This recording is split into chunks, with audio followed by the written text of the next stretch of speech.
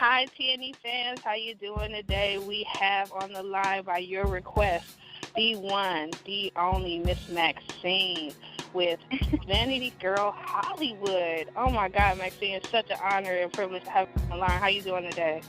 I'm good. Thank you so much for having me. You're welcome. Now, guys, as you asked for it, we have Maxine here, and she's our hashtag Girl Boss CEO and founder of 8-year-old company Vanity Hollywood. Now, for those of you who are not familiar with Maxine, I am sure you have heard of some of the wonderful celebrity clients she's worked with, like Kim Kardashian West, and some of the work she's done with America Got Talent, the Golden Globes Lounge, and Sundance, just to name a few different things that Maxine has done with her wonderful company. Now, Maxine, you are a Filipino-American born and raised here in California. Let the readers know a little bit about what that's like and how your culture has really brought on the role of your success today, and that all comes from and means to you as a Filipino-American woman. First of all, I think just as a woman of color, I'm really proud to own my own business and to be a product of, the LA Unified School District, and I'm proud of that too. I went to public school. I wasn't born with a silver spoon in my mouth. Really had to work for everything that I've achieved, and I think that's something that's really ingrained in our culture as a Filipino American is work ethic, family values for sure. We do like you go over to someone's house, it's always like, oh, eat, and if they're your mom's friends or whatever you call them, auntie and uncle. So it's a very family-oriented culture. And I think, too, we like to laugh a lot. We're very playful. And so I think that adaptability, the work ethic, the family values, and just trying to look at things in a positive light are all things I learned from my culture.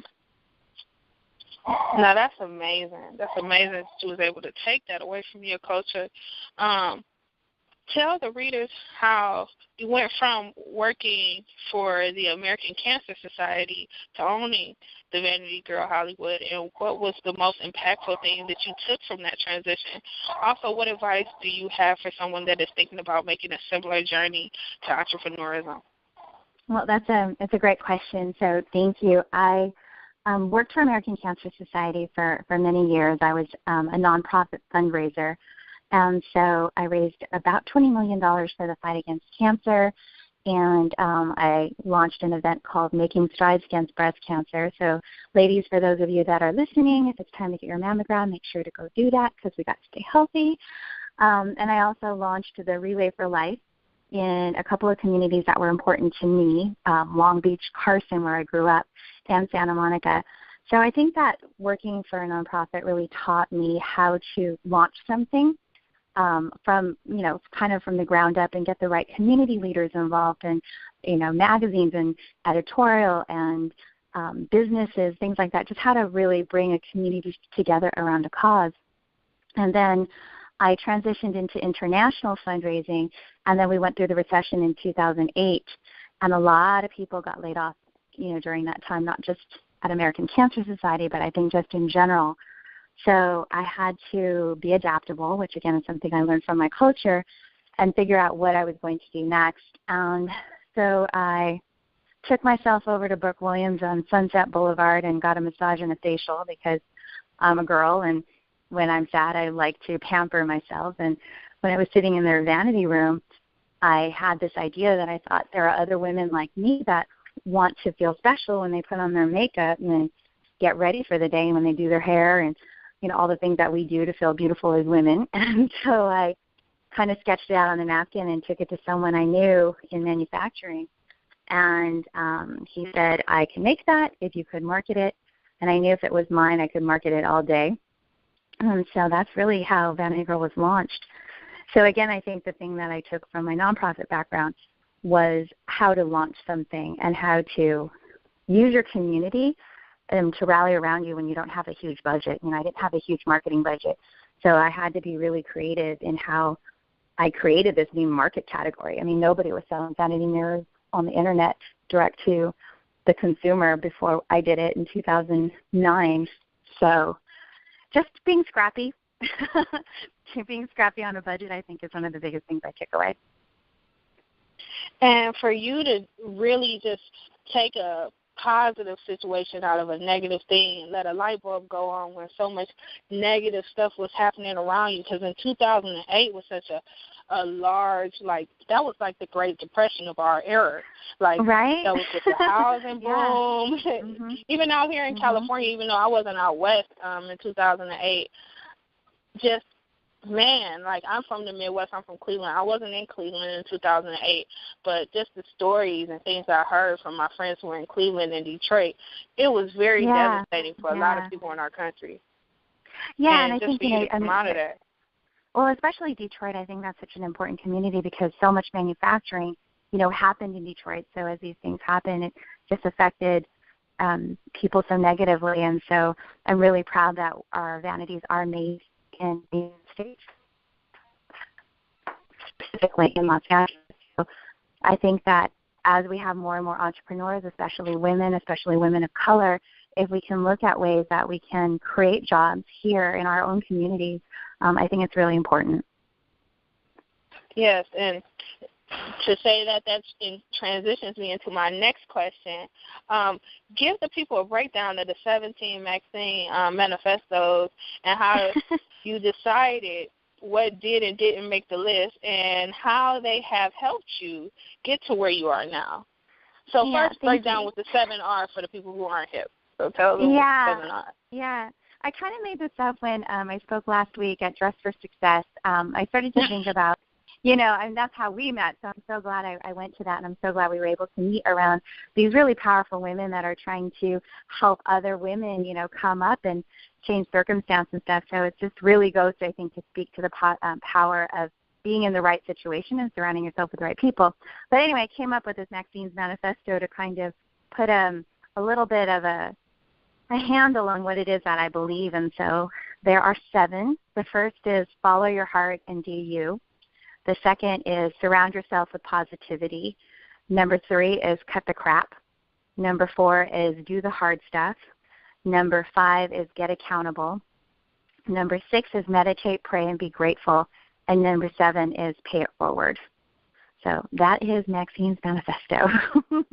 So let's break that down for the people, because I feel like, all of those are so, powerful that, if you wouldn't mind just individually starting from 1 to 7, saying how you have transitioned just from knowledge of self since you opened your business into each one of those manifestos, and give us, an example of each one so that people can kind of get a feel for who you are and how you got to those places.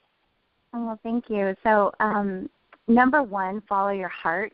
That's really my mom. My mom passed when I was 33. And if you lose your mom really young, it's because to me that's too young to lose your mom, And I think that has such an impact on you. And so for me, one of the things that she always told me whenever I was struggling with a decision or even my relatives or whatever, she'd always say, follow your heart. What is your heart telling you? And so when I have all this differing information and I'm trying to figure something out, I just really go back to basics. It's about following your heart. And then, so an example of that would be when I decided I wanted to launch this vanity company. And as you mentioned, it was such a crazy recession. People were really trying to save their money. And so a lot of people told me I was crazy. They were like, no one's going to buy a mirror for that kind of money at this time. But I knew that my people would. And so that was really just something in my heart that I felt like needed to be in the world. That's right. That's powerful because, like you said, you knew if you were somebody that wanted it, you knew it was going to be a target audience of people that wanted it, because it's not just you are alone as a woman in crisis or going through something that wants to be their own star and live their own Hollywood dream in their house. So exactly. That's dope. Okay.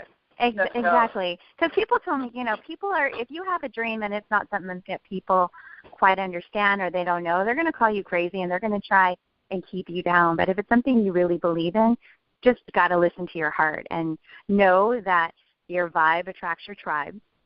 So that's like right. you said, if you have a passion, I mean, you launched your own magazine, right? So, like, if you have a passion for something and you feel like something needs to be in the world, it's kind of in your heart, and you just can't, don't let other people take that away from you. And then as far as do you, it just comes back to that. It's like when you have a good idea, people are going to knock you off. And it started happening to me a few years ago. And they're just, people are going to knock you off. They're going to copy when you do something well. And so the only thing that you can do is do you, because you own your creativity, you own your passion, you own your voice. And so it's really about tapping into all of those things to keep you different and to keep you to keep it moving. You just have to. Yeah, my grandmother used to say, nobody can live out your vision and mission that God had for you but you. So no matter how many other people try to, copying is the best form of flattery, so no matter how many people. It's hard to remember that sometimes. Oh, I always do. No matter how many people think it's like, they can live your dreams and vision and mission, what God has for you is for you. So no, it's for you, yeah. That's powerful. I believe that 100. Number 2 for me is surround yourself with positivity, right? I said it a little earlier, your vibe attracts your tribe. And like you and I met at Dress for Success, that was a positive venture. I mean, it was all about women's entrepreneurism and charity and helping women come up. So I think surrounding yourself with like-minded people. I love that your magazine is all about embracing your culture and keeping that a part of you, and then really looking at different women and people just in general that have done that. So, you're putting a positive message into the universe. And so I just, I believe that you want to surround yourself with people that believe in you, because people will try and knock you down. So, and you have people that are going to help you, not like be a Pollyanna or unrealistic, but help you find the good in situations and how you can flip the script and do something different. If life throws something bad at you, like for instance, me getting laid off from my job, which I loved my job at the American Cancer Society, I could have been really negative about that, but I really then decided to surround myself with other female entrepreneurs, because I had ideas that I wanted to do, and I had this idea, and it was really surrounding myself with other women that could believe in my dream too, and who knew certain things that maybe I didn't know at the time, like how to use social media. There was once upon a time I didn't really know how to use social media. Now I rely on it all day, every day for my business. So that was really positive. And just surrounding yourself with people that are going to stay positive. And when you find someone who's really negative or like an energy vampire, and you know when you hang out with someone and you're just drained after being with them, it's time to kind of maybe let those kind of things go, which can be hard, but it's really important to feed your heart and feed your mind with really positive things when you can.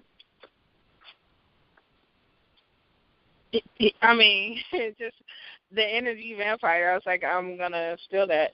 Because I don't know if you ever saw True Blood, the HBO series. I was obsessed with True Blood. Obsessed with True Blood. Obsessed. There's something about their blood. Right. Like, that's what you made me think about. It was Suki sitting up there. Because, like, everybody wanted to feel the feeling, this euphoric high from her life. Right. And she kept surrounding herself around people who essentially, they wanted to love her and they wanted to help her, but 90% of the problems that she had was self-inflicted from the people that if you wasn't hanging around vampires, they wouldn't know how magically delicious you was. So, side note, totally off to a whole other interview for another time. And you with some coffee. But I do. I think I love True Blood. Well, you made me think about it. It's true, though. And, it's true. You're totally right. And that, so, okay, number 3. Number 3 kind of goes with that, right? It's cut the crap. And it's like Vicky needed to cut the vampires out of her life. And it is that. It's like when you're, it can be people that are sucking your energy. It could be projects. Like, when you start out, you might be working on some projects that make sense at that time and you love doing them. But as your business grows, maybe those things aren't the ones that you need to be doing right now. And so I do think it's really important to take a check. if you can do it with someone that you really trust, like take a check and look at it and say, was this worth my time? Is it worth my energy? Is it worth your talent? Is it worth your creativity? Because you only have so much. So you just want to make sure you're giving it to the right people and the right projects and the right causes, so that you can be moving yourself forward and your dreams forward. And if someone is just constantly taking, or a project is constantly taking and not giving anything back at all, it's time to cut the crap. Just let it go. I could not agree with you more. That makes me think about, as you can see, I watch way too much TVs and movies. Not lately, but yeah, I can't tell that lie. We do have a movie section, so I probably go to the movies 2 or 3 times a week. But Tyler Perry, I know, right? Cut the crap. Tyler Perry came out with this movie, Why Did I Get Married? And one of the things that I loved about the movie was he's like, you're always complaining. Like the girl was, I think it was either Janet Jackson. She was playing the psychiatrist or whatever. So she was like, write a list of the pros and cons of your partner, all the things that you love about that person, put on the pros, and all of the things that really get under your skin about the person, put on the cons. And if the pros outweigh the cons, let it go. And so I instilled that theory in projects. So if like the time spent on the project, the pros don't outweigh the cons, I pass it on. And I believe in specialists. So I'm like, look, I know that this is like something that's really important to my business, but the pros don't outweigh the cons in my time management. So you have to move past it. So I couldn't agree with number 3 more. You have to cut the crap, and you have to know what works for you and what doesn't as far as your time efficiency. It's just there's a business term that I love, the ROI, right? Return on investment. And so I'm always looking at that. An investment, people always think about that in terms of money. And yes, if you have an investor in your business, that is important. If you are your own investor, that's very important. But it also is, like you said, we were talking about, it's your time, it's your creativity, it's your contacts. I mean, we all work really hard for our contacts. Like, you don't just give them over to people that you don't know. And so all of that stuff, you got to look at it and, like you said, weigh out the pros and cons and look at the ROI and really figure out whether or not this is worth your time. And then you cut the crap. Just let it go. Nice. Okay, so number 5 for the people. So we're actually at 4, but that's cool. Number 4 is do the hard stuff. I cut the crap with number 4. Just kidding. I'm going to bring it back because it's important to me. So it's do the hard stuff. And for me, that's, I think a lot of people launch their business and we all want to do what we want to do. Like, I'm a creative person, and I love social media, and I love going to events, and I like to network and all of that other stuff. And so other pieces of the business, like legal and accounting and P&Ls and things like that, that doesn't come naturally to me. I think that you do, when it comes to business, especially if you hope to put it in any kind of position to sell down the line, you've got to make sure that your structure and all of that, your foundation of your house, that is in place, because you can't build a good house on a weak foundation. So do the hard stuff. Get the accountant, get the lawyers. And I think as a woman, especially for me, this was really hard, and I had to learn this, and I worked on it, is how to have difficult conversations early. Because so many people will find themselves in like a situation that doesn't feel right, but you don't want to have the conversation to fix it, and it'll just get worse. So learning how to be assertive early and really talk about what you want or what's not feeling right, I think is super important. So to me, that's the hard stuff: legal, accounting, and assertive conversations. Yeah, I couldn't agree with you more. It's so funny that you said you got to build the foundation before you hang the blinds in real life, because Kavi, kicking it with Kavi, who has our health and wellness section, he just had an interview, and he said the same exact thing. In this true to form, they're talking about working out, but you can't expect to glorify in the things that just people love about your business. You have to know your business inside and out. So I think that that's really powerful, is making sure that you are educated and knowledgeable about every aspect of your business. Yeah, that's amazing. And what you don't know, like you said, find a specialist, find people you trust. But you do have to know enough about what that specialist does so that you can check their work, especially if you're the CEO of the company. Otherwise, people can just run game on you and you don't know. Like, if you don't know how to read that report, how would you know that they're cheating you? So, and we've seen it too many times with, like, you know, musicians and athletes and artists. I mean, people that are more on the creative side, maybe not knowing their numbers or not really knowing how to look at their business. So, again, you can have specialists, but know enough of what they're doing to be able to check it if you have to. That's so true. Like, how many artists and musicians have you heard of where, like TLC, and they were like, yeah, well, it looks like we're making all this money and we're on these world tours, but after we paid everybody and this and this from the contracts that we were set up into, we're broke.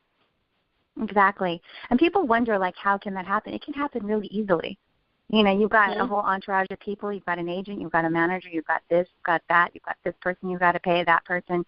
By the time it's all said, you may have nothing. And so that is where really doing the hard stuff, getting the accountant, understanding, finding a lawyer that's going to protect you, knowing all that stuff is going to protect the work that you work so hard to build and the empire that you're trying to do. You've got to know that stuff. And, like, for me, I'm really lucky. I have my brother, who's a typical Filipino occupation, or accountant, right? And my brother has an accounting background, made partner at Ernst & Young pretty young, worked for the IRS. And so he knows numbers and he knows all of that stuff. And so I rely on him really heavily on that side because he is the specialist when it comes to that. And I trust him implicitly. And so that is the person that is my go-to when it comes to that kind of stuff on the accounting side. So find people you trust to do the hard stuff if you don't know how to. Right. And the next step? Then number 5 is to get accountable. And so for me, this is, again, speaks to sort of my creative nature. You know, there are a lot of things I like to do, and kind of going back to Suki too, like for me, I attract a lot of opportunities. A lot of people want to work with me. A lot of things come at me, which is amazing, and I'm super grateful. But if I don't find structures to keep it all organized and really focused, then it can get, you know, it can get to be too much. And so there are things called masterminds or work groups, things like that, where you get yourself around other people that are going to hold you accountable to your project. So I believe in that. I believe in business coaches. I believe in therapists if you need that, and life coaches. So wherever you find you need a little bit more structure and some place where someone's going to hold you accountable to your goals. You mentioned a personal trainer earlier, right, in one of your sections. Like whatever that is that you might need that extra accountability, build it in. So like for me, like I mentioned, I have this mastermind group through the West Hollywood Chamber where I'm super active. And I'm in a group with 6 other business owners. You know, we run businesses. So we're able to workshop issues that we might be coming up. We share resources. Might be a lead on a lawyer or an HR lawyer or a great journalist that we worked with or an event that would be really great for someone. It's just a way to share your resources and also hold each other accountable to the goals that we say we want to hit. So I think that's super important. Yeah, and I think for everybody, you should look for one of those in your city. I know with LA being one of the number 1 cities in the country for female entrepreneurs, it's a little easier to find a circulation of group of women. But even if you're in a city that's a little smaller, I know that they have events like that with the Urban League. If you have an Urban League in your city, or if you have a small business development center in your city, or even your community library.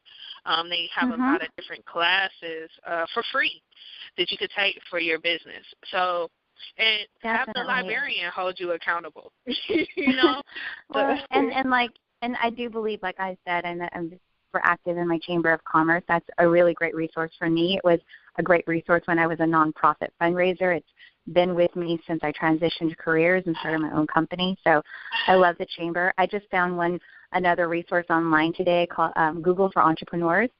And so Google has this whole program just about entrepreneurs, which I thought was really cool. And TEDx Talks are another really great resource.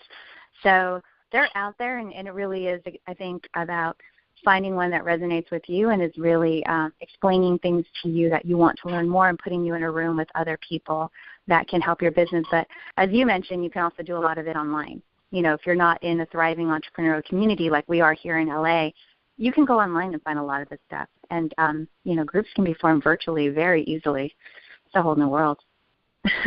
Yeah, the whole new world. You can be involved in like webinar groups, so that way you have access to women from all over the different parts of the world. So, or even people from all different sides of the world. And even if you're a man, you can work with a woman. It's okay. Sure. I feel like people of color, we have to do more stuff together.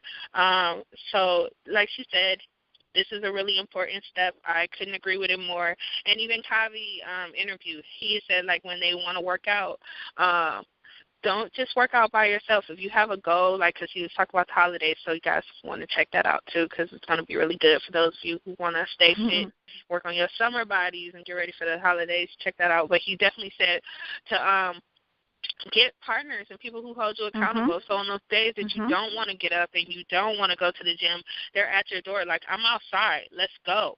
Let's go. Yeah, and that's why I like group fitness classes and things like that. For the same exact reason. It's like you will be accountable to your friends or your trainer if you can't be accountable to yourself that morning. I'll just give you a little bit of extra motivation and accountability, which whatever structure works for you, that works for me. I love having accountability partners. Nice. So the next step. Number 6 is meditate, pray, and be grateful. So I'm Filipino, so we grew up Catholic. So praying was always really big in my household. I remember my mom doing the rosary every night before she went to sleep, and so that foundation. And even to this day, when I'm really overwhelmed or need some peace, I'll walk. I'll go to church. So I think that's really important. Meditation. I mean, if Oprah can meditate twice a day for 20 minutes, then all of us can. So that one was a little harder for me because to be able to shut off my mind and just be still and be quiet is really hard. It's not as hard anymore now. I look forward to it. But I think that quiet time is really important. And for me, I tell my boyfriend sometimes when I'm meditating, right after I'll get really inspired because the universe was talking to me, right? Like I got all these ideas and like clarity and problem solving that happens when I can actually just be still. And I was actually at Oprah at the OWN Studios here in West Hollywood, and she has built such a beautiful office building. It is insane how beautiful this building is. But there are spaces all throughout her office building for people to meditate. To go into a conference room or to sit in a comfortable chair, which looks like your own home furnished, so beautiful, and just get still. So, and we all know how successful that woman of color is. So I figure if she can do that twice a day, then I'm going to figure it out. And then the last part of that is to be grateful. So I'm always grateful for the fact that I had this idea and that other people liked the idea too. And it's, 8 years now, 9 years down the road, and we're still going strong and hopefully growing. So I'm so grateful for that, and I'm grateful for this interview. I'm grateful for all of you that are listening and finding any kind of inspiration or hope or motivation, or if it resonates with you or inspires you to go make your dream happen. I'm grateful for that. And so I just think finding the ways that we can be grateful, like even with rain, right? This is LA. We don't drive in the rain, so we all freak out. But we've been in a drought. It was so funny today. Right? I mean, everyone freaks out. Oh my God, the it's city raining. I can't drive. We do. We cannot drive in the rain. It's not even funny. And so, but we've been in a drought, so I'm grateful that the rain is coming down. So I just think whatever is happening for you, we call it make lemonade. When you've got the lemons, what is the lemonade here? What can I be grateful about? Sometimes you just can't be. Sometimes you just want to be mad and bent and just be upset, and that's fine. Take that time, and then as soon as you can, try and find the lesson or the gratitude or the other way of looking at it. Like, if I had just stayed upset that I got laid off, I would have never launched Vanity Hollywood. Because I had a good job. I had an expense account. I had, I had staff. Yeah. I had assistant. I had a gorgeous office. I mean, I was really happy. I loved my work. I was doing really important things that I felt really good about. So I don't know that I would have went off to do my own thing had I not gotten laid off. It was kind of the kick in the pants I needed. So I think that, and that's, again, something I think from my culture, the pray part especially, that I got from being Filipino, from my mother specifically. That is so powerful. Like, oh, my God. But I think, to me, okay, total side note. So, me and Oprah are the same zodiac sign, so it totally makes sense. Me too. Me too. Aquarius. Me too. But I feel like we as Aquarius people, and I'm sorry for everybody who's not an Aquarius who's listening to this, we still love you. We just naturally, I just feel like, I know I've never met Oprah, but I feel like, and I never really, to be honest and truthful, I never really watched her show growing up. Not because I was anti-Oprah. I love Oprah from birth just because she's a woman of color doing her thing. I didn't watch her show, but I supported her. I really, really started supporting Oprah when she started her own network. And I was like, okay, I know I didn't watch her show, but I'm watching her. I'm watching her network. And I didn't watch her show only for the simple fact that everybody else did. So I felt like, you don't need me, Oprah. You good. I love you. I support you from afar, but you don't need me. You good. But once she went out there in the first 6 months of the year, it didn't do that well. The network didn't do that well. I was like, all right, everybody, we got to band together. We got to help Oprah. I love Oprah. I love Stedman for being with Oprah. So for the fact that I know I have never been to her office, but I know it's probably really, really nice because I know what my office would look like if I. It is beautiful. It looks like a home. She has created such this beautiful. I mean, everyone's working, and they're working hard because you can't have a Hollywood studio if you're not working hard. But it just seems balanced, and it's really beautiful. I imagine it looks like an extension of her Montecito home. It's really just. I'm sure it is. Yeah, it's really sure beautiful. Because it's Oprah, and we all love Oprah. Because it's Oprah, yeah.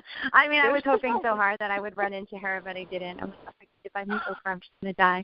But I didn't. But hopefully, I've said it before in interviews. Oprah, if you're listening, please call me. Call me. Yes, Oprah, you can. Oprah, text me. I'll give you her number, and we'll work everything out. We can do a three-way call. We'll put it on the OWN network. It'll all work itself out. We love you, Oprah. We support you. Ain't no haters out here. Positive energy, number 2. Let's all stick together. Oprah, we love you. No hate in the game, Oprah. So last but not least, number 7. Last but not least is pay it forward. And I think that you're doing that right now. I'm doing it with you is whatever successes or whatever voice or whatever platform you've been given or whatever you've been given, whatever gift you've been given is to pay it forward. So whether you're a makeup artist and you're helping women in a shelter learn makeup tricks so they can go back into the workforce or giving them clothes like Dress for Success, or you're an accountant and you know how to run a really good P&L and you want to volunteer at the Small Business Development Center and teach other people how to look at their reports, like help people out with whatever gift you've been given. I just think that's so powerful. I was doing an interview recently with the CEO of Covenant House, which is all about, it's a homeless shelter, and it's about taking young teens and giving them a home and stability and a place to live.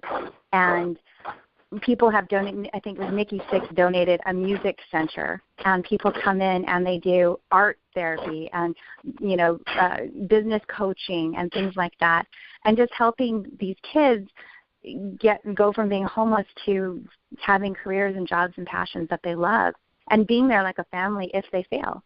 So I just think that whatever you can do to pay it forward in whatever small way, it's so important because you never know how much you might affect someone's life. You don't. Like, I was speaking to a woman just last week, and she said, you gave me the inspiration to go and start my own company. It was a conversation she and I had in a parking lot of a cosmetic company. I didn't even really remember the details of the conversation, but she told me that conversation really gave her the courage and the motivation to go launch her own company.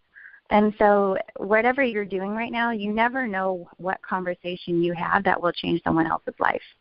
So you can do it in ways that are really obvious, like when we did Dress for Success last week, or you can just have a kind word for someone in a parking lot, or take the time to listen to someone's dream and not throw shade at it, just encourage it, whatever that might be. So I'm just a big believer in pay it forward.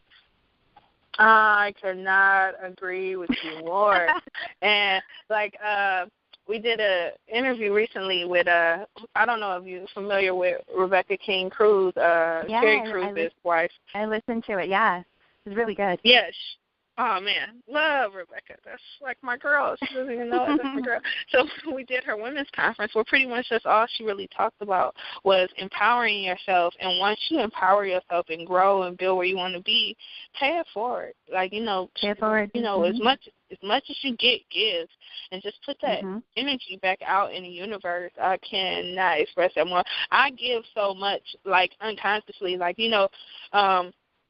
when not even necessarily money. I believe in intellectual property more so than money, because if you give somebody a meal, they eat once, but if you give them a seed, they can eat for a season, and, really teach them how to really grow and harvest that seed. It's really important to me. It's like for a lifetime. So to me, I think that, like, when you give somebody something, you shouldn't just give it for them to satisfy that instant urge, which is hard when you, like, when you're a go-getter and you're shaking and moving. But you kind of got to give somebody food for thought to really do it on their own so that it's like you did it for them. And that took me a long time. Yeah, and I hope that, this interview does some of that.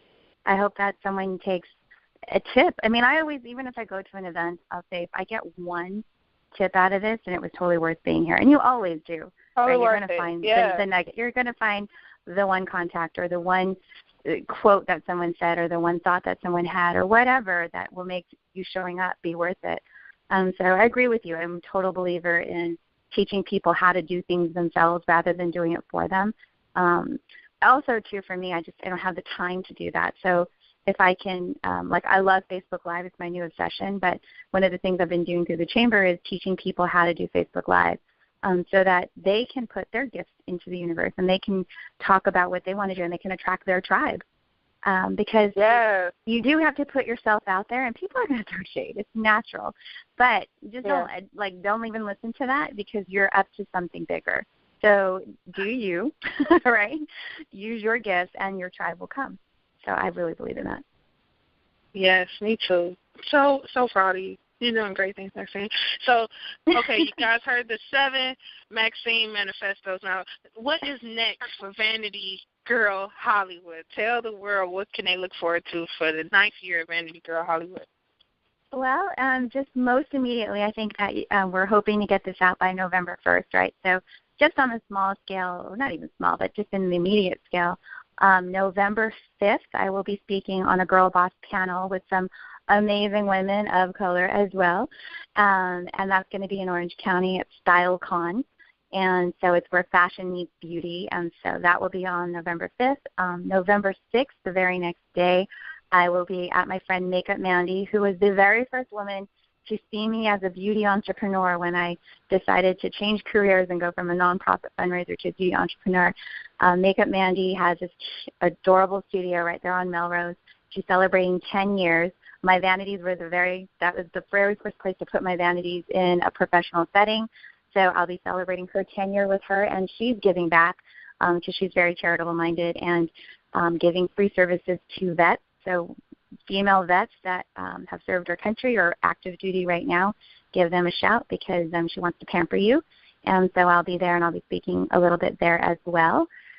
And then in the bigger scheme of things, I can't say everything that we've got in the pipeline because I don't want to jinx it, but I promise you that when they come to pass, I will give you a call, and then we can talk about it again. But let's just say I'm hoping that we've got some global movement and some new products. So that would be my goal. So you heard it live, guys. It's T&E exclusive for the future Vanity Girl Hollywood to come. If you see it somewhere else, they're copycatting T&E magazine. We got the exclusive, okay? So there you go, guys. That's what you can look forward to for Vanity Girl Hollywood. Now, Maxine, where can people go to follow you and your company on social media, and where can they go to purchase one of your amazing mirrors to feel and look beautiful every day? Thank you, my love. So mirrors can be bought on vanitygirlhollywood.com. And I'm most active on Instagram at Vanity Girl Hollywood, Snapchat, I am Vanity Girl, and then I've been doing more and more Facebook Live, so you can find that on Vanity Girl Live by Maxine. Nice, lovely. All right, guys, you heard it here. You heard it live, exclusive with TNE Magazine. To make sure you can get the insider tip on all the different perspectives and what we gathered from this phone interview, check out Maxine, featured in our November, Never Forget November issue. Which you can pick up at tnemag.webs.com, and all of the links to Maxine's social media and TNE Magazine will be below in this YouTube video. So enjoy, and we look forward to you staying tuned to TNE Magazine. Hey TNE fans, we hope you enjoyed this video today. Make sure you subscribe so you never miss any of our amazing interviews, how-to videos, or knowing what's going on in the TNE community. So subscribe now. We look forward to getting your input on this video and the many videos to come.